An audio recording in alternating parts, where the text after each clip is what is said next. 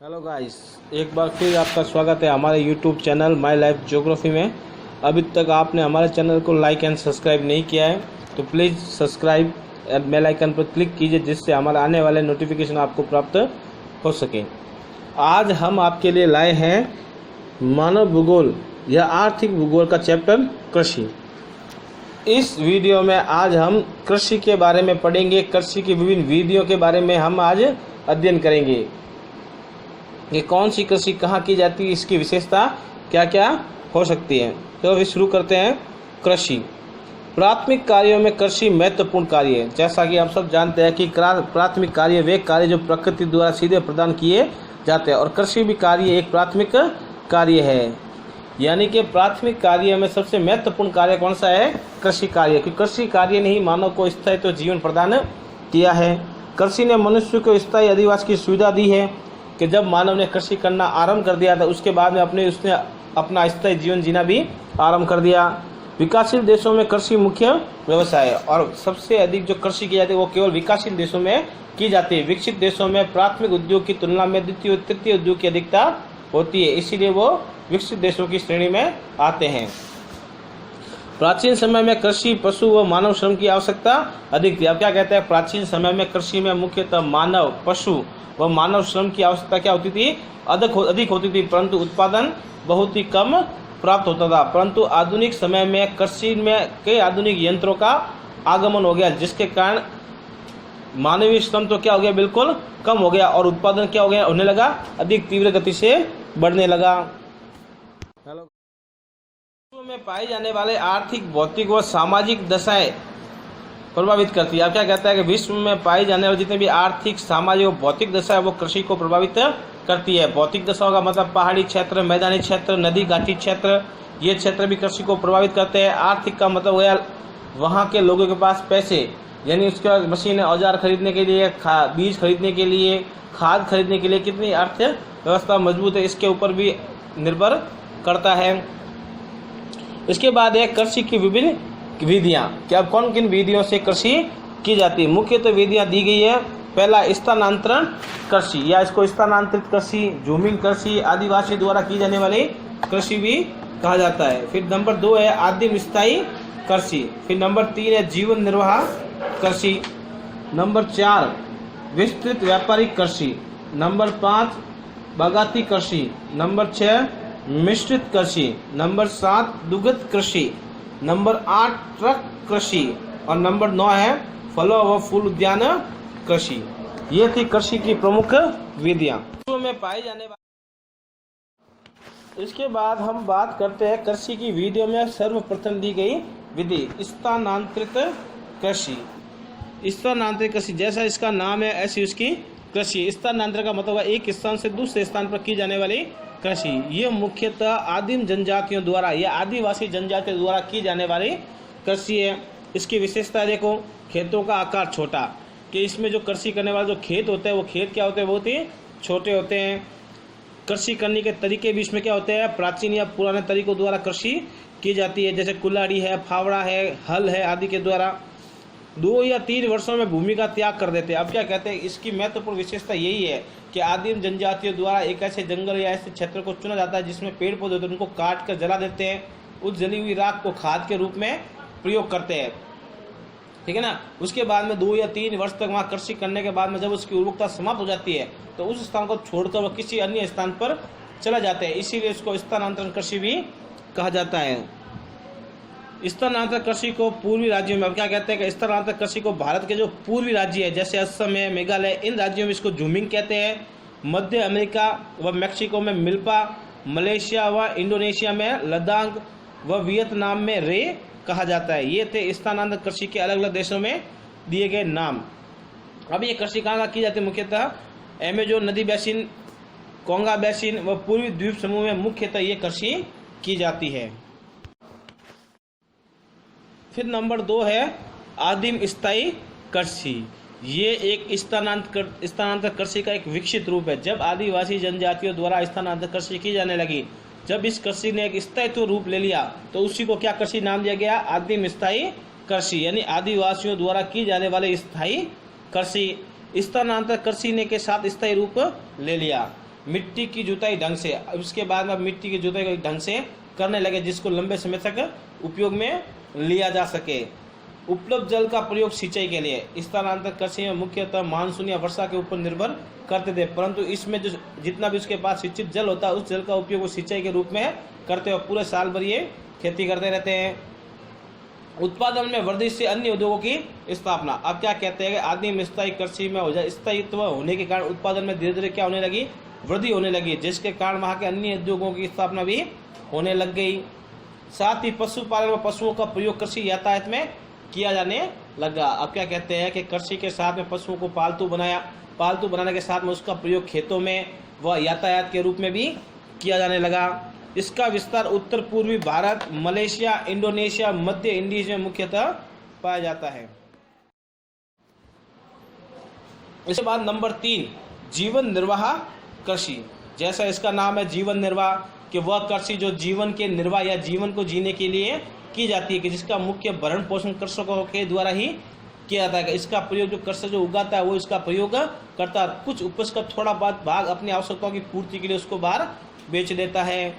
ये कृषि किसानों के भरण पोषण व कुछ आवश्यकताओं की पूर्ति करती है। अब इसकी विशेषता है अनुकूल प्राकृतिक दशाओं में की जाती है, कि ये कृषि मुख्यतः उन क्षेत्रों में की जाती है जो कृषि के लिए अनुकूल होती है, जहाँ वर्षा, उत्पादकता आदि प्राप्त हो, जिसमें किसी प्रकार का कोई रासायनिक खादों का प्रयोग, कृत्रिम यंत्रों का प्रयोग नहीं किया जाता है। जनसंख्या के दबाव के कारण भूमि का गहनतम उपयोग। अब क्या कहता है कि जनसंख्या का दबाव अधिक होने के कारण एक ही भूमि पर अलग अलग प्रकार की फसलें बोई जाती है, कि वर्ष में 2 या 3 फसलें भी बो दी जाती है।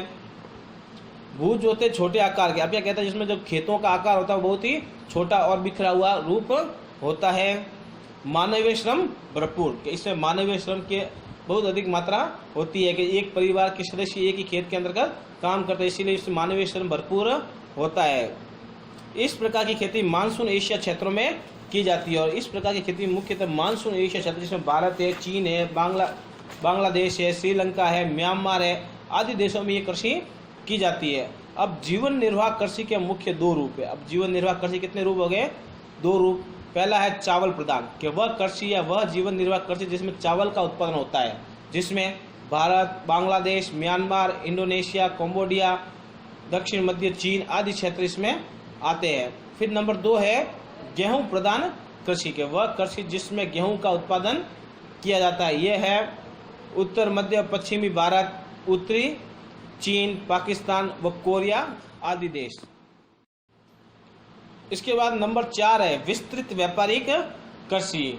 जीवन निर्वाह कृषि में केवल भरण पोषण के लिए, और विस्तृत व्यापारिक कृषि का मतलब है बड़े बड़े क्षेत्रों में व्यापार के लिए की जाने वाली कृषि, कि जब कृषि कार्य व्यापार की दृष्टि से किया जाने लगा, है ना। अब क्या कहता है, जब कृषि कार्य व्यापार की दृष्टि से किया जाने लगा तो व्यापारिक कृषि का रूप सामने देखने को मिला।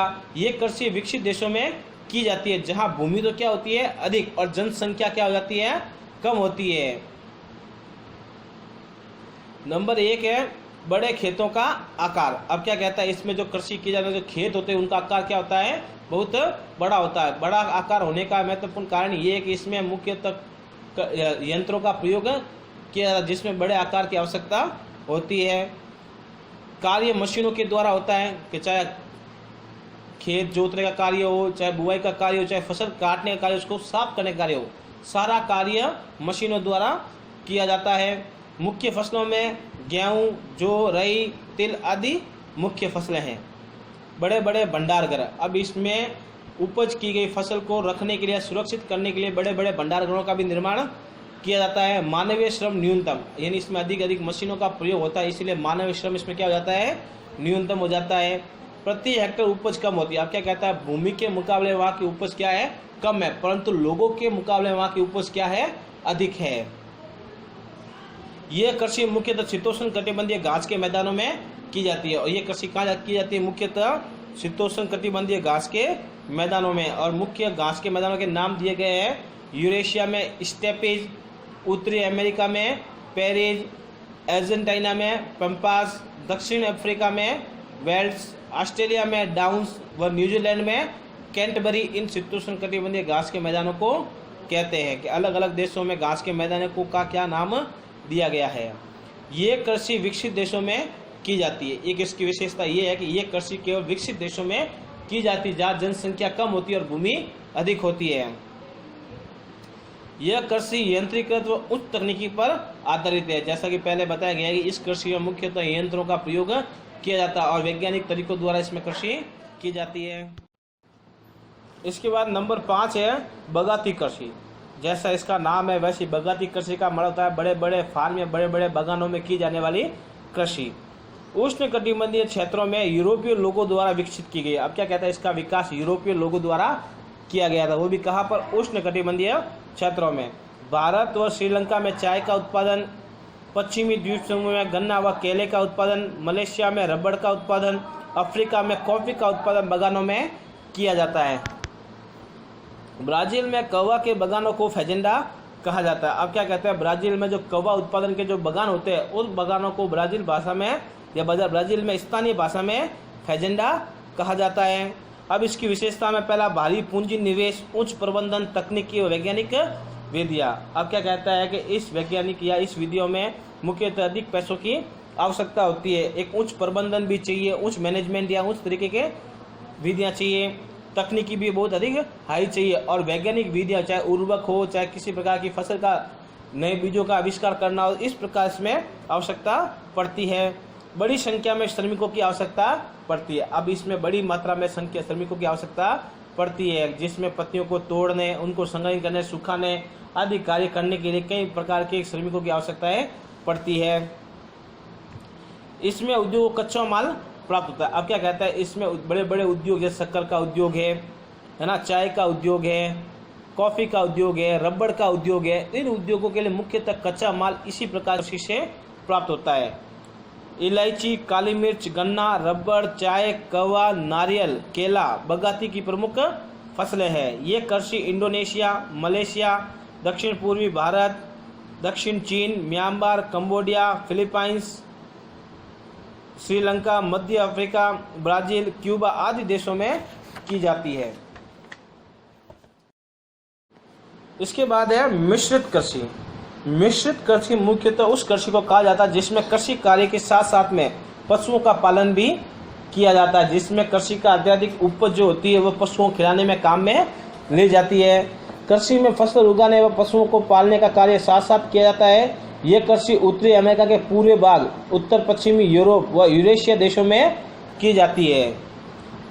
फसल उत्पादन और पशुपालन दोनों साथ साथ। एक इसकी विशेषता है कि पशुपालन और फसल का उत्पादन दोनों क्या होगा, साथ साथ होगा। खेतों का आकार मध्य होता है। इसमें खेतों का आकार ना तो अधिक बड़ा होता ना ही अधिक छोटा, ऐसा आकार होगा जिसमें पशुओं को रखने व खेती करने दोनों की सुविधाएं उपलब्ध हो।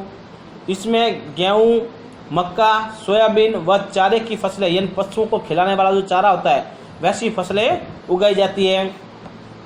हम कह सकते हैं जैसे अमेरिका में मक्के का उत्पादन सबसे अधिक होता है, परंतु मक्के का सर्वाधिक प्रयोग वहाँ के पशुओं को खिलाकर मोटा करने के लिए किया जाता है। पशुओं में भेड़, बकरी, सुअर, मवेशी, मुर्गा आदि इसमें पशुपालन होता है। अब है सहवर्तन एवं अंत फसली कृषि मृदा की उर्वरता को बनाए रखती है। सहवर्तन और अंत फसली यानी फसलों का जो हेर फेर होता है कि अभी ये फसल उगाने के बाद में दूसरी ऐसी फसल उगाते हैं जिसमें उसमें उर्वरकता की पूर्ति हो सके। इस प्रकार से हेर फेर करने के कारण वहाँ की मृदा में उत्पादकता बनी रहती है। भारी पूंजी निवेश, इसमें पैसों की अधिक आवश्यकता होती है क्योंकि खेतों को बनाने, बाड़बंदी करने, पशुओं का इलाज करने, उनको ठीक रखने, बीमारी से दूर रखने के लिए, उनकी साफ सफाई के लिए आदि के लिए भारी पूंजी निवेश की आवश्यकता होती है। कुशल व योग्य कृषक, इसमें कुशल और योग्य यानी शिक्षित कृषकों की आवश्यकता होती है जो पशु और फसल का उत्पादन दोनों साथ साथ कर सके। महानगरों के समीप, इस प्रकार की कृषि मुख्यतः महानगरों के समीप ही की जाती है जिसमें नगर की सुविधा उस क्षेत्र को प्राप्त हो सके। उत्तम कृषि विधि व उत्तम परिवहन, इसमें उत्तम कृषि विधि का प्रयोग और उत्तम परिवहन, आने जाने के लिए परिवहन भी होना चाहिए जिसमें पशुओं को एक स्थान से दूसरे स्थान पर ले जाया जा सके। इसके बाद है दुग्ध कृषि। जैसा इसका नाम है कि ये कृषि में मुख्यतः दूधारू पशुओं का पालन किया जाता है जिससे दूध का उत्पादन हो सके। इसमें दूध देने वाले पशुओं के प्रजनन, पशुचरण व नस्ल सुधारने पर विशेष ध्यान दिया जाता है। अब इस कृषि में मुख्यतः दूध देने वाले पशुओं के प्रजनन यानी उसकी उत्पत्ति, उसका विकास या उसमें वृद्धि करने के लिए, उनके नस्लों में सुधार के लिए और उनको पशुओं को चलाने के पर विशेष ध्यान दिया जाता है। वैज्ञानिक की देखरेख व वैज्ञानिक तरीके से। अब पशुओं की देखभाल जो होती है मुख्यतः वैज्ञानिक तरीकों द्वारा की जाती है कि उन्हें हार्मोन के इंजेक्शन व चर्बी आदि बढ़ाई या दूध के उत्पादन को अधिक करने के लिए वैज्ञानिक तरीकों का प्रयोग किया जाता है। दूध धोने व साफ करने की मशीनें होती है। अब क्या कहते हैं, इसमें दूध धोने व उसको साफ करने के लिए बड़ी बड़ी मशीनें लगाई जाती है। ये उद्योग नगरों के केंद्र व समीप स्थापित किए जाते हैं। अब इन उद्योगों का मुख्य या नगर के समीप हो गया, नगर के केंद्र में हो गए, जिससे उसका दूध का उत्पादन नगरों तक पहुंचाया जा सके। यह कृषि New Zealand, Australia, Holland, Denmark, USA, संयुक्त राष्ट्र अमेरिका में की जाती है। फिर उसके बाद है ट्रक कृषि। इसको ट्रक फार्मिंग भी कहते हैं। इसका मुख्यतः व्यवसाय ग्रामीण क्षेत्रों से नगरों को सुविधा देने के लिए किया जाता है कि गांवों में उत्पादन की जाने वाली साग सब्जी जो होती है या सब्जियां जो होती है, उन सब्जियों को महानगरों व नगरों में पहुंचाने के लिए ट्रकों का प्रयोग किया जाता है। इसीलिए इस कृषि को ट्रक फार्मिंग भी कहा जाता है। इसमें साग सब्जियों की कृषि की जाती है। ये प्रतिदिन ट्रकों में भरकर बाजारों में ले जाकर बेच दी जाती है। इस कृषि का शुभारंभ संयुक्त राष्ट्र अमेरिका में हुआ है और नगरों व महानगरों की बढ़ती मांग को देखकर इसका विकास किया गया है कि नगरों व महानगरों में साग सब्जी की मांग अधिक है, इसीलिए आसपास के क्षेत्रों से सब्जियां मंगवाकर वहां पर बेची जाती है।